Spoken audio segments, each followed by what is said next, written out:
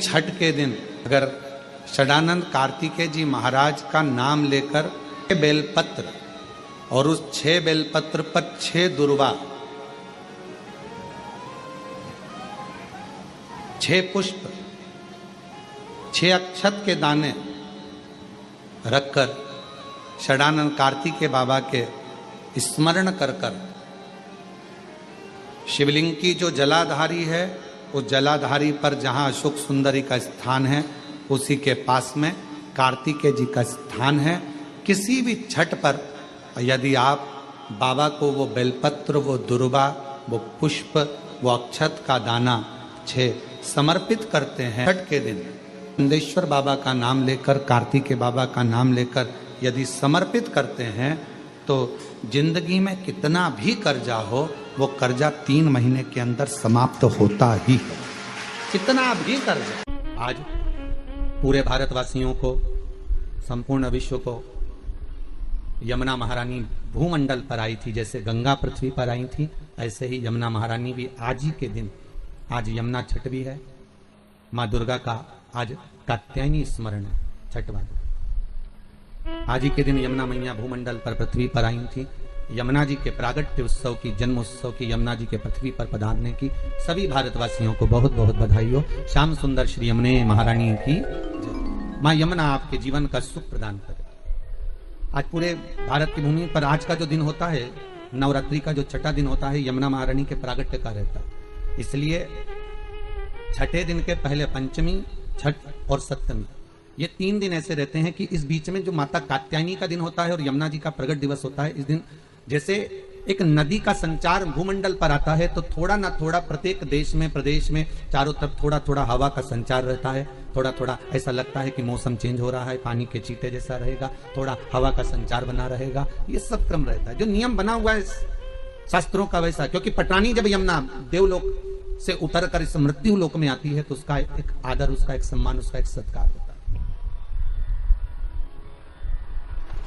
भूमंडल पर अच्छा, कितनी विचित्र बात है, कितनी एक उत्साह की बात है कि देवता भी इस पृथ्वी पर आने के लिए तरसते हैं। देवता भी इस भूमंडल पर आने के लिए और ललायित रहते हैं कि हमें पृथ्वी पर जाना है, हमें इस भूमंडल पर जाना है। आपका विश्वास जितना दृढ़ होगा, आपका भरोसा जितना प्रबल होगा, उतना भगवान मिलेगा, उतनी भगवत तत्व की प्राप्ति है।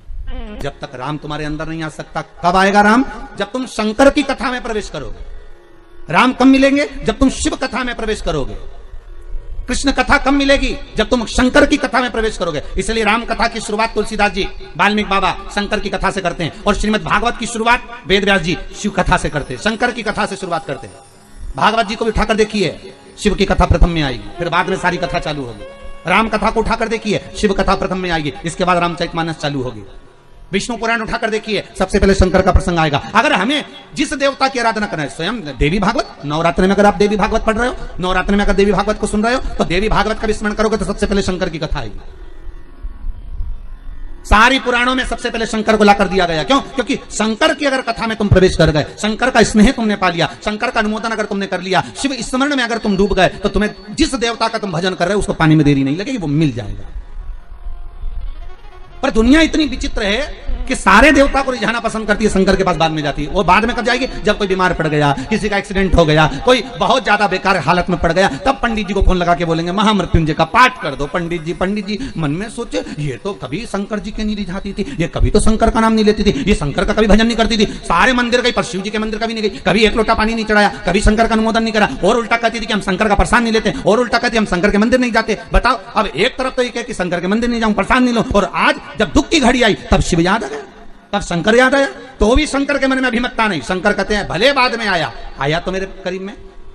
और भागवत कहती है पहले शंकर का अनुमोदन करिए, राम कथा कहती है पहले शंकर का अनुमोदन करो, शिव महापुराण की कथा कहती है शंकर का अनुमोदन करो। तो ताप्ती ने भी सूर्य नारायण भगवान से पूछ लिया, पिताजी आप जब सारी दुनिया में प्रकाश फैलाते हो, आपका शरीर जब इतना तपता होगा तो शीतलता कौन देता होगा? तब शंकर भगवान ने तुरंत कहा, जब कोई भक्त 1 लोटा पानी लेकर शंकर पर चढ़ाता है और वो शंकर का चढ़ा हुआ जल गोल जलाधारी से निकल कर चरण से सबसे पहले नीचे की ओर जब आता है, मात्र एक बीते की दूरी पर वो पानी जब बहता हुआ आता है, सूर्य नारायण कहते हैं वो जल मुझे मिलता है और मेरे शरीर की तपन समाप्त हो जाती है। जरा देखिए, लिंग पुराण में उठाकर देखिए, स्कंद पुराण को उठाकर देखिए, और दोनों पुराणों का वर्णन स्पष्ट कर रहा है कि भगवान सूर्य नारायण, इसलिए शायद यही शास्त्र वर्णन करता है, इसीलिए शायद शिव महापुराण में स्पष्ट किया गया कि शंकर की पंचायत में सूर्य भी विराजमान है।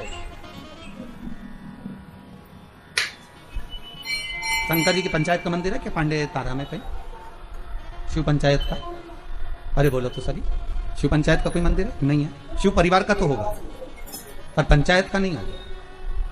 पंचायत का मंदिर तो मुझे नहीं लगता कि प्रतापगढ़ में भी है, शायद है प्रतापगढ़ में पंचायत का मंदिर, बहुत बढ़िया होना चाहिए, बहुत बहुत सुंदर बात। शिव पंचायत, पंचायत में कौन कौन होते हैं? शंकर, दुर्गा जी, सूर्य नारायण भगवान, भगवान नारायण और गणेश जी महाराज, बस ये पंचायत। और परिवार में कौन कौन होते हैं? पार्वती, कार्तिकेय, गणेश, शिव, नंदी, ये परिवार। शिव पंचायत में केवल 5, और शायद इसीलिए शिव महापुराण की कथा में जो पंचायत का महत्व कहा गया, उस पंचायत में सूर्य की भागीदारी जो कही गई है कि एक बीता। आपके यहां अगर कहीं पर आपने शिवलिंग का दर्शन करा होगा, ये शिवलिंग है, ये जलाधारी है, ये पानी निकलने का स्थान है। यहां से जहां से पानी नीचे गिर गया और गिरने के बाद जब एक बीते तक जाता है, उस एक बीते पर सूर्य नारायण भगवान का भाग चालू हो जाता है। एक बीते क्यों कहते हैं? जिसको चर्म रोग हो जाता है, जिसका शरीर सफेद पड़ गया, चमड़ी बेकार हो गई, काला पड़ गया, शरीर में कहीं चट्टे पड़ गए, कहीं शरीर में दाने पड़ गए, पूरा चेहरा बेकार हो गया, पूरा शरीर बेकार हो गया, तो क्यों कहते हैं कि एक बीता जब पानी बह जाए, उस बहे पानी को हाथ का लेपन कर कर शरीर पर लगा लिया जाता है, शरीर ठीक होने लगता है, सूर्य का भाग वहां से चालू हो जाता है। शिव पंचायत का बड़ा महत्व है महाराज जी। अगर आप लोगों ने लिंग पुराण पढ़ी होगी या शिव महापुराण पढ़ी होगी तो उसका बड़ा महत्व है महाराज। कहते हैं अदालत में अगर कोई केस चल रहा है, चाहे वो नौकरी से जुड़ा हुआ हो, चाहे सर्विस से जुड़ा हुआ हो, चाहे प्रॉपर्टी से जुड़ा हुआ हो, अदालत में अगर कोई केस चल रहा है और बहुत समय से चल रहा है और उसकी कोई सफलता नहीं मिल रही, कोई सफलता नहीं मिल रही, तो शिव पंचायत के मंदिर में जाकर महाराज 5 पुष्प, एक एक पुष्प एक एक देवता देवी को समर्पित कर दो और उनके चरण में मक्खन का लेपन कर दो। काय का लेपन करना है? माखन का लेपन कर दो और 5 देवताओं के सामने चौमुखी 5 दिए लगाओ, 4 बत्ती के घी के, गाय के घी के, एक एक देवता के सामने एक एक दिया लगाओ पंचायत, और काम ना कर कर वापिस लौट कर आ जाइए। वो केस विजयता अगर देगा तो आपके पक्ष में ही देगा, हार नहीं सकते। शिव पंचायत का बहुत प्रबल भाव है महाराज, शिव पंचायत कोई साधारण नहीं होती। कोई लड़का लड़की का विवाह हुआ हो, तलाक हो गया हो, दूसरी बार शादी नहीं हो रही हो, बहुत परेशान हो गए और विवाह नहीं जम रहा हो, तो शिव पंचायत के मंदिर में बैठकर 5 देवताओं पर जल और उस जल में चंदन मिलाकर चढ़ाया जाता है महाराज। केवल 3 प्रदोष चढ़ा देते हैं, 4थी प्रदोष तक तो बाबा कृपा ही कर देता है महाराज। शिव पंचायत का इतना महत्व है। शिव पंचायत कोई साधारण नहीं होती महाराज। शिव पंचायत जिसकी कमर का गुरिया खसक गया हो, या घुटने की हड्डी खसक गई हो, या हाथ पैर कहीं की भी कोई हड्डी खसक गई है महाराज, और डॉक्टर अपना काम कर रहे हैं, गुरिया नहीं जम रहा, और आपको केवल दवाई से ही अच्छे होना है, तो मूंग, हरी जो मूंग होती है, वो शिव पंचायत के मंदिर में कम से कम 5 या 7 दिन तक चढ़ाएं। उसी मूंग को वापस उठा कर लाएं और उसको सुबह सुबह पानी में गलाकर खाना चालू कर दे। बाबा चाहेगा तो 15 दिन नहीं लगते, गुरिया अपनी जगह पर बैठ जाता। शिव पंचायत, शिव पंचायत का बड़ा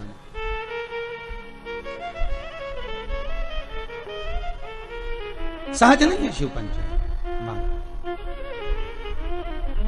तो भगवान शंकर की कथा कर रही है। अगर कहा मान लो मैंने कह दिया, ताप्ती कहती है मैं पिताजी से पूछूं, तो पिता से कहा पिताजी आपके शरीर पर इतनी ताप पड़ती है, ए बाबुल ए पिता। ताप्ती छोटी थी तो कह देती थी पिता से तुरंत जाकर। छोटी बेटी में और बड़ी बेटी में अंतर होता है, बड़ी बेटी मर्यादा में रहती है, बोलती कम है, और छोटी तो तड़ तड़ बोल बुला के बुझ जाए।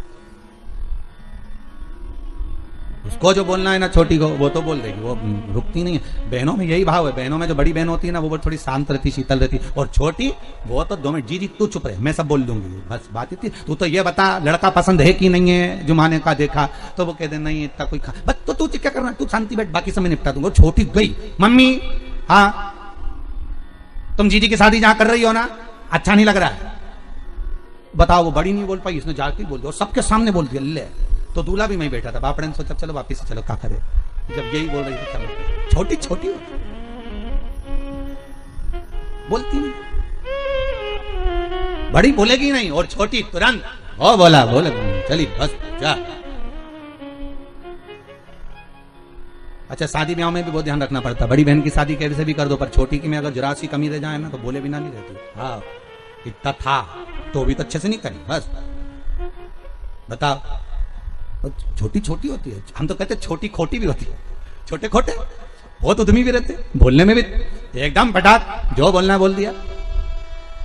ताप्ती ने कह दिया पिताजी आपसे बस केवल इतना कहना है कि आपको वो शीतलता, जब आपका शरीर इतनी तपन देता है, आपका शरीर इतना प्रकाश देता है, तो आपको वो शीतलता कहां से मिलती है? तो भगवान सूर्य नारायण कहते, भास्कर देव कहते हैं, जब कोई शंकर पर 1 लोटा पानी चढ़ाता है, उसका चढ़ाया हुआ जल जब मुझे प्राप्त होता है तो मुझे उसमें शीतलता का अनुभव हो जाता है। अब विचार करिए, किसी ने हमसे पूछा भी है कि हम सूर्य नारायण भगवान को अर्घ दें और कभी कभी नहीं दें, और हम शंकर के मंदिर में जाकर पानी चढ़ाते हैं, तो उससे सूर्यनारायण भगवान को फल प्राप्त होता है क्या? क्यों नहीं होता? आप अगर शंकर को जल चढ़ा रहे हो तो ब्रह्मा को भी जल चढ़ गया, शिव को जल चढ़ाया तो भगवान विष्णु को भी जल चढ़ गया, शिव को जल चढ़ाया तो जगदम्बा को भी जल चढ़ गया, शंकर को जल चढ़ाया तो गणेश जी को भी जल चढ़ गया, शंकर को अगर जल चढ़ाया तो कार्तिकेय को भी जल चढ़ गया, और शिव को अगर जल चढ़ाया तो 33 कोटि देवता, जहां से पानी बहता है वहां तक 33 कोटि देवता विराजमान होते हैं, इसलिए शंकर का जल लांगा नहीं जाता, वहां 33 कोटि देवता विराजमान होते हैं, सबको जल का भाग मिल गया। एक साधे सब सधे, एक जगह खोदे जाओ पानी तो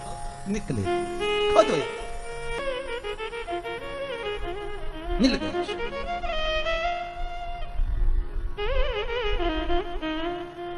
ताप्ती ने सुन लिया, जी पिताजी को शंकर जी से भाग प्राप्त होता, इसलिए तपन नहीं होता। मैं तुझे एक बात कहूं, तू ठाकुर जी को बाद में भजना, कन्हैया को बाद में प्राप्त करना, सांवरिया की तू बाद में हो जाना, पहले एक निवेदन करती हूं, पहले शंकर का अनुमोदन कर, शिव का अनुमोदन, शिव का स्मरण, हाँ शंकर का स्मरण, हाँ। यमुना जी बोली पर पिता से मेरे को ये पूछना पड़ेगा कि मैं शिव का स्मरण तो करूंगी, जब तो करूंगी तब तो करूंगी, पर फल कहां मिलेगा?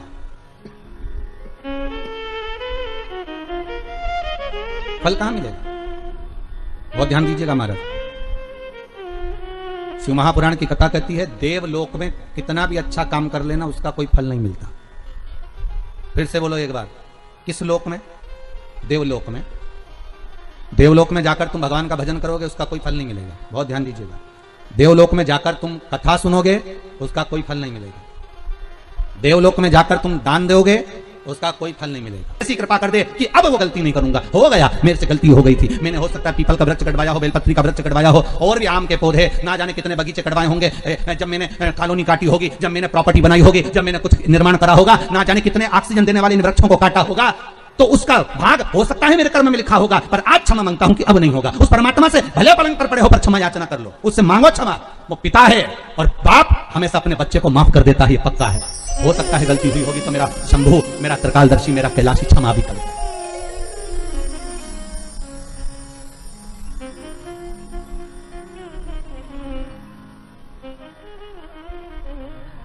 देने के लिए आतुरता, हो सकता है हमारा पुण्य, हमारा करा गया सत्कर्म, हमारा करा गया पुण्य हमारे सामने आता है, और हमारे द्वारा किया गया पाप कर्म भी हमारे सामने आता है, पाप कर्म भी हमारे सामने आता है।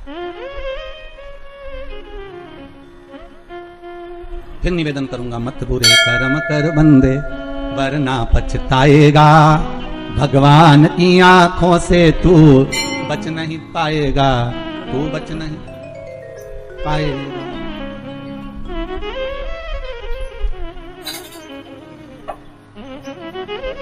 अच्छा, संतान नहीं हो, किसी नारी की गोद, अगर स्त्री की गोद अगर खाली रह जाए तो भी दुख होता है उसको कि मेरे घर में औलाद नहीं, संतान नहीं। हम कई बार कहे, आज फिर कहते, ये टेस्ट भी बाद में कराना, सारी जांचें बाद में कराना, एक बार शंकर का भजन कर देखो।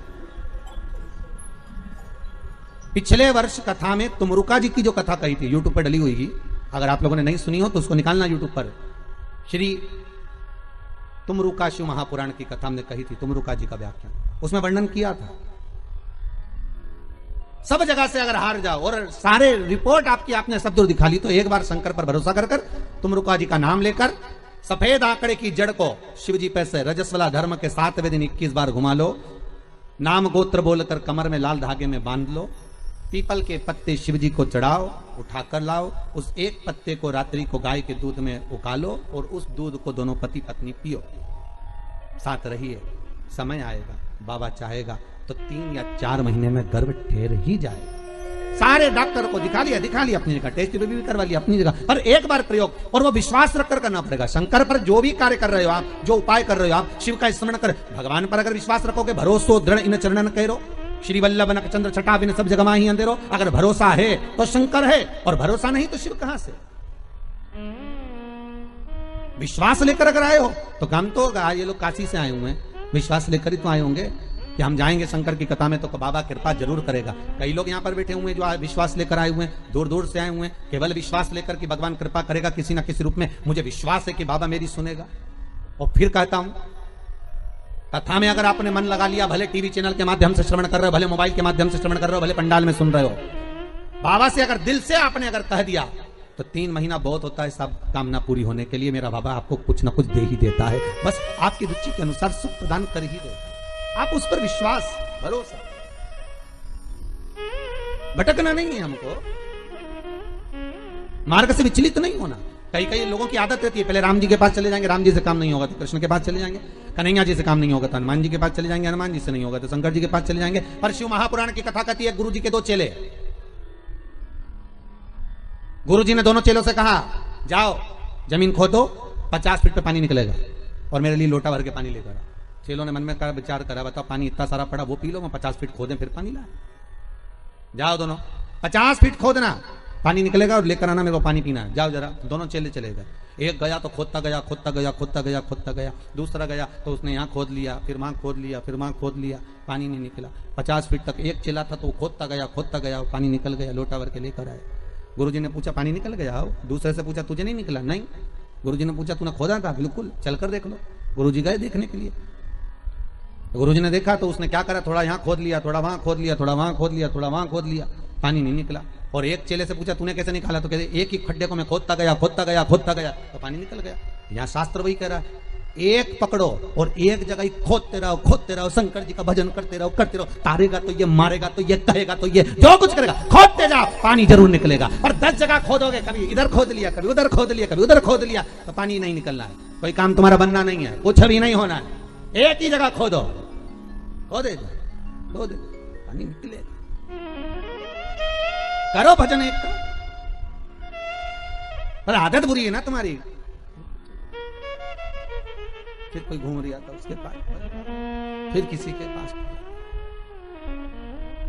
भगवान को भी मालूम है ये एक जगह नहीं टिकेगी रे, आज तुम्हारे पास आ गई, कल दूसरी जगह चले जाएगी, परसों चौथी जगह जाएगी, काम नहीं होगा तो भटकती फिरेगी, पर विश्वास नहीं रखेगी। जिस दिन ये विश्वास पक्का कर लेगी कि शंकर ही मुझे बचा सकते हैं, शंकर ही मुझे जिला सकते हैं, शंकर ही मेरा पेट भर सकते हैं, शंकर ही मेरा अनुमोदन कर सकते हैं, शंकर ही मुझे धन देंगे, दौलत देंगे, संपदा देंगे, शंकर के सिवा कोई नहीं देगा, तब शिव भी सोचता है अब नहीं डिगेगी, और नहीं डिगेगी तो परीक्षा लेंगे शंकर। पहले आपका काम हो सकता है नहीं भी करें शंकर, क्योंकि वो देखना चाहते हैं कि पहले जैसी थी वैसी की वैसी है, खड्डा अलग अलग खोद रही है क्या, पहले देखेंगे, पहले इधर से उधर से 10 जगह खड्डे तो नहीं खोद रही, फिर उसको लगेगा नहीं ये पूरा विश्वास रखकर टिक गई तेरे चरणारविंद में, तो वो महामृत्युंजय महादेव फिर प्रकट होकर कुछ दे ही देगा, ये उसकी कृपा फिर होगी। वो जब तक नहीं देता, जब तक परीक्षा नहीं लेता।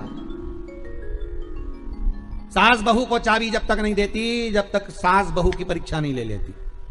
सास को भी लगता है कि बहू को चाबी दूंगी और मालूम पड़े होता है। एक ससुर जी मर गए, बहुएं रोने लगी, खूब चिल्ला के, खूब धाड़ के रोई। अपने अपने पतियों को फोन लगा दिया, पतियों भी आ गए, 4 पति थे, सब 4 बहुओं के आ गए। क्यों रो रही हो? बहुएं बोली तुम्हारा बाप मर गया, पिता तुम्हारा। तो पतियों बोले तुम्हारा भी तो ससुर था, तुम्हें दुख नहीं हो रहा? रो काय को रही हो? तुमने तो कभी ससुर को एक गिलास पानी नहीं दिया, कभी पिता को एक गिलास चाय बनाकर नहीं दी, कभी गर्म रोटी नहीं खिलाई। जब बहुएं मिलती थी तब ताने देती थी, आड़ा टेढ़ा बोलती थी, गालियां देती थी। और आज पिता मर गया तो रो रही हो? किस लिए रो रही हो तुम? तुम्हें रोने का कोई हक नहीं है। इतने में चारों बहुएं बोली अपने पतियों से, तुम्हारे बाप मर गए उसके लिए थोड़ी ना रो रहे हैं, तुम्हारा पिताजी मर गया उसके लिए थोड़ी ना रो रहा है। तो बहुओं से पतियों ने पूछा, फिर काय को रो रही हो? तिजोरी की चाबी ना जाने का धर गए इसलिए रो रही है। पतियों ने भी माथा ठोका, जगदम्बा हूं। अब पत्नियां बोली, सुनो तुम्हारे पिताजी को जगाओ और चाबी पूछो कहां रखी तिजोरी की। पतियों ने बोले, इनको मरा आधा घंटा हो गया और तुमके चाबी पूछो, सीधी तरीके से जवाब लो, नहीं तो तुमको नहीं सुला दे। बेचारा पतियों को भय लगा कि इनका क्या, तो लोग लालची व्यक्ति तो कुछ भी कर सकता। इनके मन में दुख हुआ। इन्होंने कहा, ऐसा कोई होता है कि मरा हुआ व्यक्ति जाग जाए? हम नहीं जानते, हमें चाबी चाहिए तो चाबी चाहिए, आप पूछो कहां रखी है। डॉक्टर साहब को बुलाया, डॉक्टर साहब बताओ हमारे पिताजी को थोड़ी सी देर के लिए जगा दो, बस जग जाएं और उसके बाद में चाबी बता के भले मर जाएं, ऐसी कुछ कृपा कर दो। डॉक्टर साहब बोले 80,000 का एक इंजेक्शन लगेगा, हम लगाएंगे, पिताजी जाग के बैठेंगे, उतनी देर में पूछ लेना चाबी कहां रखी है, बताएंगे, फिर वो मर जाएंगे, ठीक है? पर जल्दी पूछना, इतना टाइम तक जिंदा नहीं देंगे हो। लगाओ 80,000 लाओ। अब बहू ने सोचा चाबी तो निकालना है, तो बहू ने करीब अपनी अपनी रकम बेची है। बता, बुढ़ा बीमार था तो 1 रुपए की नहीं बेची, और चाबी के चक्कर में सब 20-20 हजार में रकम बेची है। 20-20 हजार में रकम बेच गई, 80,000 रुपए लेकर डॉक्टर के सामने दिए। डॉक्टर सामने कहा, सामने खड़ी हो जाओ। और सामने खड़ी होकर जैसे ही जागे पूछ लेना चाबी कहां रखी है। और जैसे ही डॉक्टर सामने इंजेक्शन लगाया, न बुढ़ा उठ के बैठा, न डोकरा जैसे उठ के बैठा, इतने में बहुवन बोलती उससे पहले बुढ़ा बोल दिया, क्यों रे, या पाड़ा के पानी पिलाया कि नहीं पिलाया, और मर गया।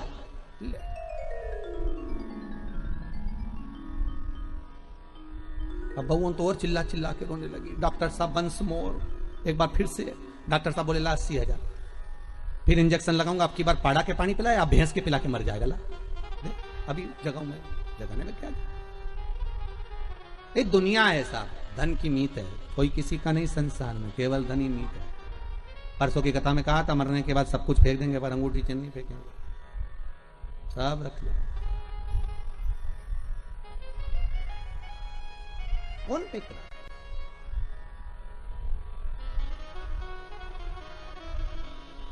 एक साधो, आशा लगाकर बैठे रहना।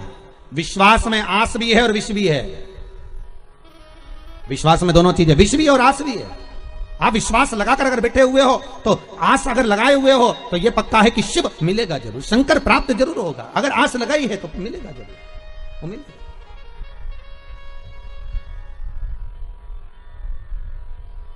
परमात्मा से अगर मन चित्त वृत्ति रमाए हुए हो तो प्राप्ति जरूर होगी।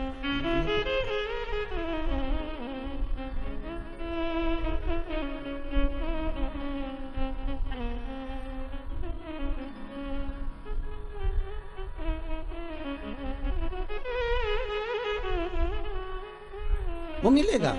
और शिव महापुराण की कथा कहती है, हमारा उम्र भले कम हो पर भक्ति प्रबल हो। शिलाद की धर्म पत्नी से संतान नहीं थी, पर शिलाद के मन को खलता नहीं था, पर परिवार के लोग कहते थे कि कोई तो एक पुत्र हो जाए जो तार दे। तब भगवान शिव ने आकर एक वर दिया, चिंता मत करो, एक दिन जब तुम भजन करने के लिए कहीं जा रहे होगे, पृथ्वी को खोदोगे, उसमें से एक बालक निकलेगा, वही बालक तुम्हारा पुत्र कहलाएगा। निकला बालक, उसका नाम नंदीश्वर रखा। क्या नाम रखा है? नंदी। वो नंदीश्वर। पर पिता इतने विचित्र थे। अरे दुनिया के लोग कहते हैं शंकर जी के मंदिर में नंदी क्यों होना चाहिए? दुनिया के लोग कहते हैं आखिर नंदी ने ऐसा कौन सा पुण्य करा कि भगवान शंकर के दरवाजे पर नंदी सदा के लिए विराजमान हो गया?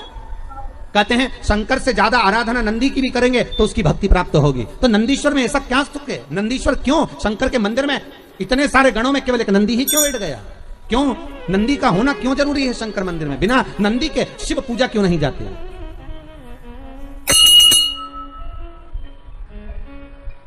बिना नंदी के शंकर क्यों नहीं पूजाते? उसका कारण केवल इतना है कि पिता ने जब देख लिया 4 साल का बेटा नंदी, उसका भरण पोषण करा, जो जमीन में से प्रकट हुआ था, जो पृथ्वी में से निकला था, उसका पालन पोषण शिलाद ने कर लिया। और शिलाद ने करने के बाद एक दिन शिलाद के यहां पर देवता आ गए, एक मित्र एक वरुण, 2 देव पधारे।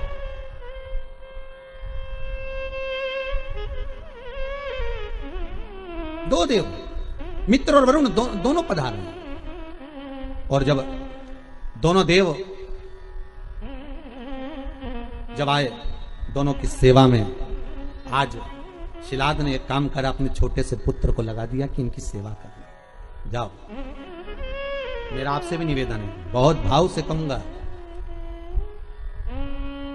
आपके घर में कभी साधु आए, सन्यासी आए, तपस्वी आए, संत आए, साधक आए, उपासक आए, तो मेरा निवेदन रहेगा कि आपके घर के पुत्रों को, किसको? आपके घर के पुत्रों को, आपके घर के पोतों को, आपके घर के बच्चों को सबसे पहले सेवा में लगाइए।